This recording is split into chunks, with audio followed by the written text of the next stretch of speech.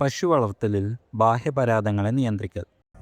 വേനൽക്കാലം എന്നാൽ പൊതുവെ ഉയർന്ന അന്തരീക്ഷ താപനിലയുമായി ബന്ധപ്പെട്ട് മൃഗങ്ങൾക്കുണ്ടാവുന്ന പ്രശ്നങ്ങളാണ് കന്നുകാലി വളർത്തലിൽ എല്ലാവരും ഏറെ ശ്രദ്ധിക്കാറുള്ളത്. എന്നാൽ ഇതിൻ്റെ കൂടെ തന്നെ ശ്രദ്ധിക്കേണ്ട മറ്റൊന്നാണ് ബാഹ്യപരാധങ്ങൾ അഥവാ തൊലിപ്പുറമേ ഉണ്ടാകുന്ന ജീവികളുടെ ആക്രമണം.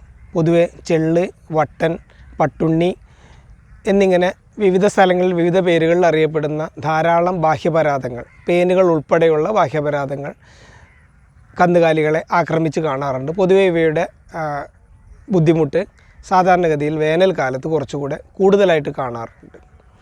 ഈ ബാഹ്യപരാധങ്ങൾ നേരിട്ടുണ്ടാക്കുന്ന പ്രശ്നങ്ങൾക്ക് പുറമെ, അതായത് അവ ശരീരത്തിൽ നിന്നും രക്തം കുടിക്കുന്നു, ചിലപ്പോഴൊക്കെ അമിതമായ ചൊറിച്ചിലുണ്ടാക്കുന്നു എന്നതിനപ്പുറത്തേക്ക് പലരും പല ബാഹ്യപരാധങ്ങളും ചിലത് രോഗങ്ങളുടെയെങ്കിലും വാഹകരായി കൂടി പ്രവർത്തിക്കാറുണ്ട്.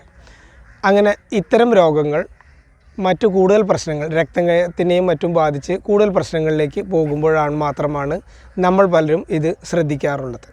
രോഗാവസ്ഥയിലുള്ള അല്ലെങ്കിൽ ആ രോഗാവസ്ഥയിൽ ബാഹ്യപരാധങ്ങളോട് കൂടിയ ഒരു കന്നുകാലി ഒരു പൊതുമേച്ചിൽ സ്ഥലത്തെത്തുകയോ ഇല്ലെങ്കിൽ പുതുതായി നമ്മൾ വാങ്ങിച്ചു കൊണ്ടുവന്ന ഒരു കന്നുകാലിക്ക് ഇത്തരം ബാഹ്യപരാധങ്ങളുണ്ടെങ്കിൽ അവയെല്ലാം തന്നെ മറ്റ് കന്നുകാലികളിലേക്ക്, നമ്മുടെ ഫാമുകളിലോ അല്ലെങ്കിൽ തൊഴുത്തുകളിലോ അല്ലെങ്കിൽ വളർത്തു സ്ഥലങ്ങളിലോ ഉള്ള മറ്റ് കന്നുകാലികളിലേക്ക് കൂടെ ഈ രോഗം പകരാനായിട്ട് കാരണമാകുന്നു എന്ന് പറയാം. അതുകൊണ്ട് തന്നെ പ്രധാനമായും ശ്രദ്ധിക്കേണ്ട കാര്യങ്ങളിലൊന്ന്, പുറത്തുനിന്ന് വരുന്ന മൃഗങ്ങളെ നമ്മുടെ തൊഴുത്തിൽ പ്രവേശിപ്പിക്കുന്നതിന് മുമ്പ് തന്നെ ബാഹ്യപരാധങ്ങൾക്കുള്ള ചികിത്സ കൂടെ ചെയ്തിട്ട് വേണം പ്രവേശിപ്പിക്കാൻ.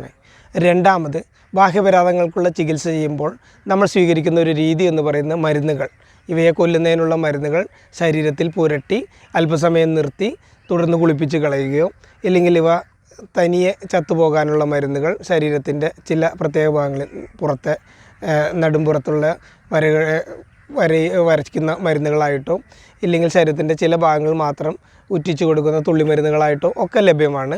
ആ രീതിയിൽ തന്നെയാണ് പ്രയോഗിക്കാറ്.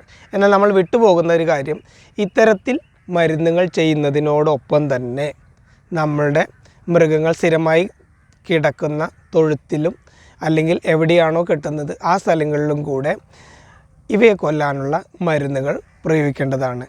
അതായത് മൃഗങ്ങളുടെ ശരീരത്തിൽ മാത്രം പ്രയോഗിച്ചുകൊണ്ട് ബാഹ്യപരാധങ്ങളുടെ ശല്യത്തിൽ നിന്നും പലപ്പോഴും താൽക്കാലികമായ ഒരു രക്ഷ മാത്രമേ ലഭിക്കുകയുള്ളൂ. വീണ്ടും അവയിലേക്ക് അല്പസമയത്തിന് ശേഷം അല്ലെങ്കിൽ കുറച്ച് ദിവസങ്ങൾക്ക് ശേഷം ഈ രോഗം അല്ലെങ്കിൽ ഈ ജീവികൾ വരാനുള്ള സാധ്യത കൂടുതലാണ്.